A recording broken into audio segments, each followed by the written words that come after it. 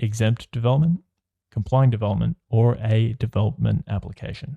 Knowing which can be the difference between starting a project in minutes or in months. Exempt development are things that are so small they don't need approval, if they meet the rules of the exempt development code. We're talking things like letterboxes, garden sheds, antennas, aerials, hot water systems, barbecues. So these things just here. If our project meets the rules of the exempt development code, we can start instantly. So after this, we've got complying development, which is a fast-track process for bigger projects, like the construction of a new home, alterations and additions to a new house, new industrial buildings, demolition, or changes to a business use. If we check all the boxes, approval can be in as little as 20 days, which is way quicker than the average time for a development application. A development application being around 70 days on average if everything goes smoothly, but honestly, DAs can take much longer, depending on the council and the complexity of the project. Now, the only catch to complying development is that we need to do a bit of research up front. We're looking at things like the zoning, is it in bushfire or flood-prone areas, and so on.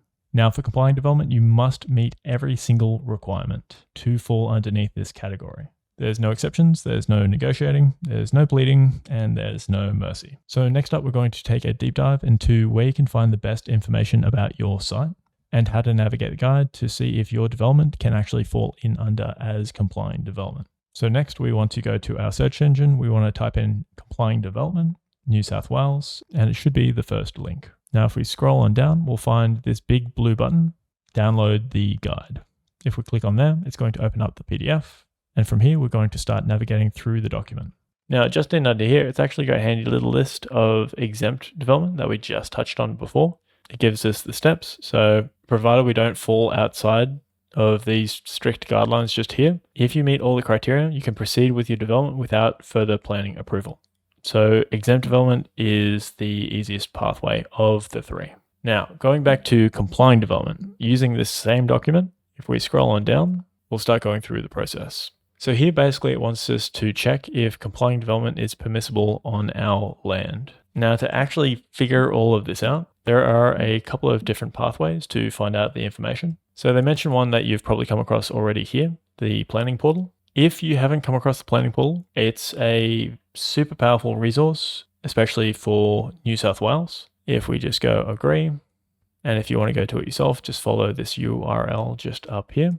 So basically what this allows us to do, if you haven't used this, I'll just give you a quick little example. Let's go ahead and zoom in. You'll notice all the different colors. That's all different types of zoning. So this pink one here is going to be, if we go to legend, let's have a look, see, yeah, residential low density. So if we click on this one here, it's going to give us our address. So if we just grab this, copy this one, paste it in. Now, typically for your project, you're just going to paste the address straight in. Click on this one just here. And from here, it's going to give us a bunch of information about your block of land. So things like the zoning, the planning portal itself is a tremendous resource to find out information about the block of land. So planning portal just over here. Now they've also mentioned planning certificate. So planning certificate, you typically get these through your council. So local councils in New South Wales can issue planning certificates. I've done this a couple of times in Port Stephens. It gives you a bunch of information about a block of land that might necessarily be available, say, on the portal. So it's usually relatively cheap. I think the ones that we've got have been like definitely under $100. So as far as an investment for the purposes of developing a site, it's a super cheap thing to pick up and the information that they can give you. So here they give us a bit of an insight into the different kinds of planning certificates you can get and the amount of information that they give you. They also mention a survey as well as certificate of title. So all of this is just gathering information on the actual block of land itself. So here on page 22, they're going to go through the criteria of whether or not you can do complying development with the block of land that you've got.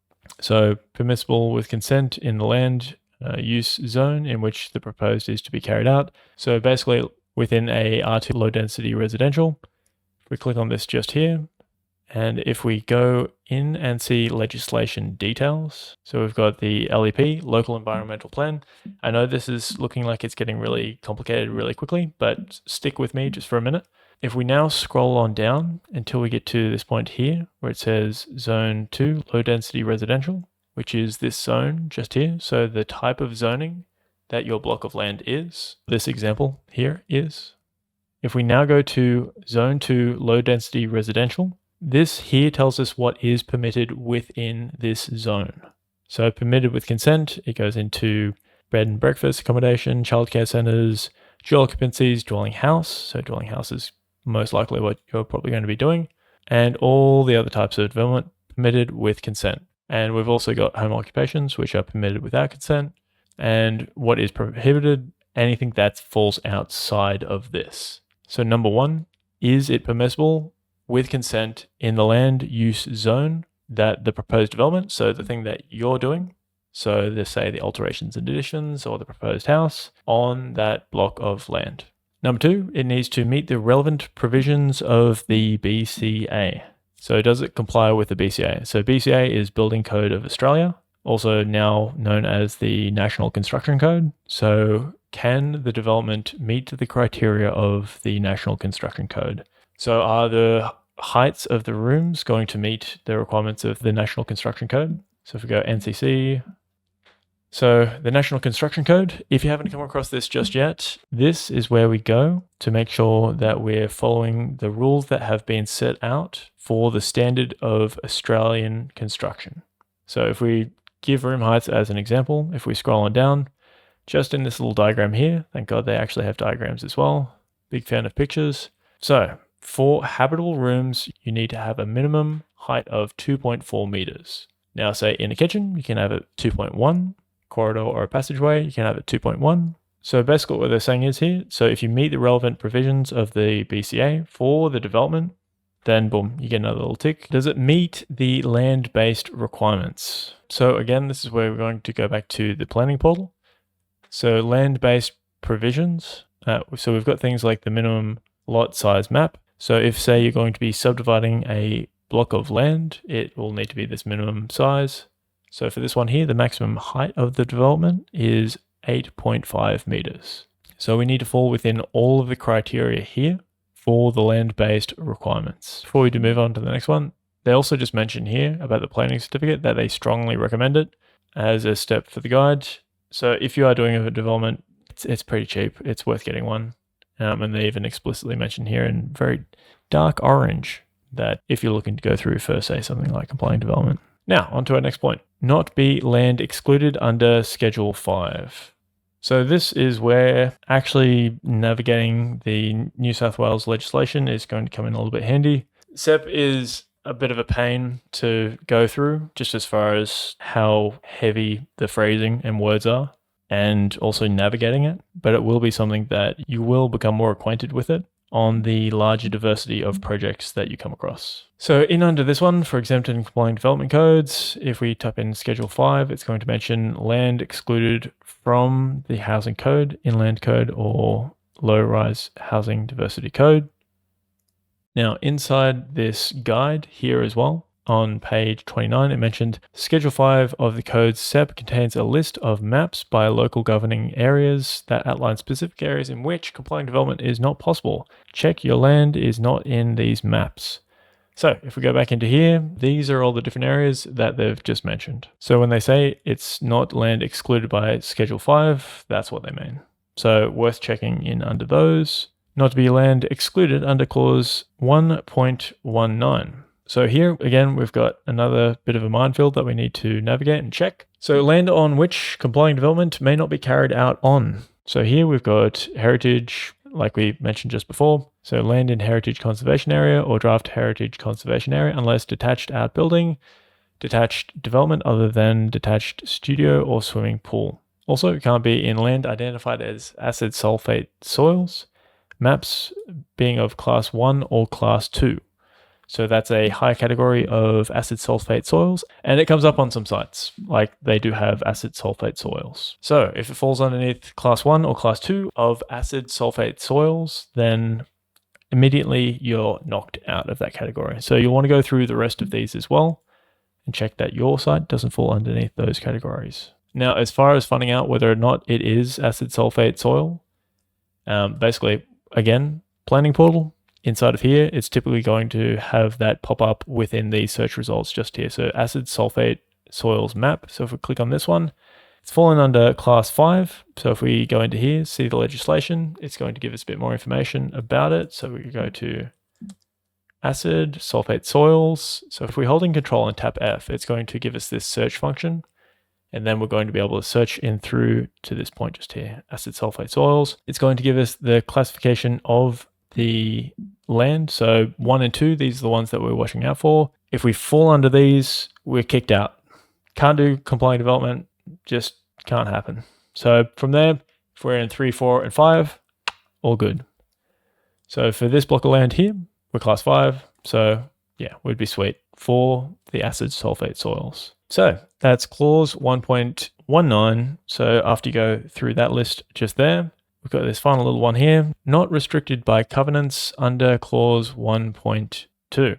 So if we go back into exempt and complying developments 2008, we go Control F to try and find our clause 1.2. We're not going to find anything. So another handy little tool / trick that we can do with the legislation is we can click this button just over here and view it in a PDF, which makes the document a little bit more searchable and search friendly. So with that done, it should do it into a PDF like this. If we search 1.2, we can click down. It's going to give us this point just here. So if we click on this, it's going to bring us to that point, or we could just use that search function to bring us to here as well. Suspension of covenants, agreements, and instruments for the purpose of enabling development on land in which any zone. So what does a covenant mean? All right, let's go into a specific definition so I don't screw it up. A covenant on a title is a legally binding agreement registered on a property's title that restricts how the land is going to be used or specifies certain actions the owner must undertake. So when they're mentioning clause 1.2, in this here, it's not restricted by covenants under clause 1.2. All right, so within what they mentioned just here, so now with our knowledge of what a covenant is firmed up, for the purpose of enabling development on land in any zone to carry out in accordance with this policy, or with a consent granted under the Act, any agreement, covenant, or similar instrument that restricts the carrying out of the development does not apply to the extent necessary to serve that purpose. So again, they're saying not restricted by covenants under clause 1.2. So if I've checked out my planning certificate, I found out it doesn't have a covenant, then I shouldn't have to worry about this section. Now that we've got through all that legwork, in addition to this, if your land is located on bushfire-prone land or in flood control or a flood-controlled lot, complying development may not be permissible. So if you've got a bunch of trees really close to your development, like a forest next to your development, high likelihood is probably going to be in bushfire. How do you find out whether or not your development is in bushfire or not? Again, it's going to be that planning certificate, or better yet, if we go into Planning Portal. Now, the cool thing about Planning Portal, in this bottom right-hand corner here, we can change the mapping. So we're going to go to this one here, and we're going to see if we can find something that's closer to some more dense trees. So it looks like we've got a fair bit of density going on here. I'd be saying that these properties here probably might even fall underneath that category. So over here on this left-hand side, if we go to layers and then we go to hazard and we want to turn on bushfire prone land, and we click this one on, this is going to show us what stuff essentially falls within the proximity of bushfire prone land. So this one right here, this little site that we've been using as a little example, this one just falls outside of here, out of the current mapping that's on there. So it might just scooch through just. But if you're in here, then yeah, you're probably going to have troubles with doing complying development. But again, planning certificate is going to help us understand that as well. So even if you've got all that done, you also have to make sure it's not bushfire prone land or a flood control lot. So also watch out for flooding. Again, with flooding, you can typically do this as well. So turning that on and off, that's going to turn on that mapping for the flood stuff. Okay, back into complying development. So here it gives us a nice little flowchart. Do you have a planning certificate? No? All right. Do you meet the requirements for all complying development checklist? General requirements checklist, land exclusion checklist. It's not in bushfire prone land checklist, flood control checklist, all criteria met. Yes. Okay. And if not, then you're going to have to consider doing a DA. But if you do meet all of these criteria, which if you are, kudos, we can proceed through to step 3. Now, just before we go to step 3, where it mentions requirements for all compliant development checklist, we've just got this just here. So it's basically giving you a checklist so that you can go through and check off whether or not it falls within these. You've also got another checklist here. Many checklists to go through. Then move on to step 3. So step 3 mentions which code applies. We're most likely going to fall under general housing code, just here. Now, it depends on your development, of course, but if we're doing a detached single dwelling and it's not in a heritage area and we've checked our zoning, which we have. Now, if it doesn't fall in this criteria, then you'll be going to these other ones, which you would be following a similar set of steps as well. For the time being, we're going to run through this example with the general housing code. So we've determined the relevant one for our project. And have we reviewed the development standards relevant to our project? So the development standards. All right, so we're going to go to the general housing code and we're going to check the development standards. All right, so step 4, the housing codes, key development standards. So these are the development standards. So housing code, part 3. So again, it goes further into the criteria that are required for it to fall within complying development. So these criteria here, we're talking about the zoning, we're talking about the area, we're talking about the minimum width of the lot. It's only going to be one house or dwelling. It's going to have access to a road. If you're doing a battle axe lot subdivision, so basically you're subdividing the lot, you've got the original lot, and then you've got a little access handle. So like a handle, like an axe that comes down to that rear block. So if the development is on a battle axe lot, the lot must be at least 12 meters by 12 meters and must have an access laneway that is at least 3 meters wide. So the access laneway is that little handle that you're going to drive your car down through to get to that back lot. Just to go through the terminology, a lot of this stuff is just taken for granted that you'll know what the words are. So if the development is on a corner lot, so a corner lot, for example, you pull this one over here. So this would be a corner lot. So where they're on a corner, like just here. Corner lot. The width of the primary road boundary of the lot must be at least 6 meters. So before we get to the second point here, it does mention with a stipulation around granny flats. So if your development's a granny flat, just keep an eye out for that. And here it goes into further points about what is not complying development under this code. Also adds on a topmost roof of a building, carport or garage that's forward of the building line. The building line is the average setback of the buildings, typically within 40 meters of your site. That is typically is for Port Stephens anyway. Or if there aren't any buildings, then they typically stipulate a building setback for that front setback. Just again, another little bit of terminology. Developments that's attached to a secondary dwelling or group home. Erection of a building over the top of a registered easement. So watch out for stuff like sewers. Otherwise, boom, you're automatically just kicked out. So as you're seeing already, there's a lot of different stipulations that we have to make sure that our project weaves through, if it can. In a lot of these cases, if we're building too close to, say, a sewer, that's immediately going to kick us out of compliant development, which is why most developments get pushed into the requirement of needing a DA. Because if they even get caught on just one of these criteria, then it will just knock you out of compliant development. After this, we've got bushfire again, flood controls, and this is where we start to get into the actual meat of things. This is where you're actually going to see if your development, so if you're doing a little extension, whether or not it's going to fall within the setbacks. So if we keep scrolling down, we'll get to the summary of key development standards. So this is where we're going to start getting to things like setbacks. So depending on the size of your lot, say if you've got a bit of a larger lot, say between 500 and 600, the offset that you'll require is going to be different as compared to if you had a small lot or a really, really big lot. So let's say we fall within this medium category just here, so like 5 to 600. So your height, you have to stay underneath 8.5 meters, maximum story, 2 stories.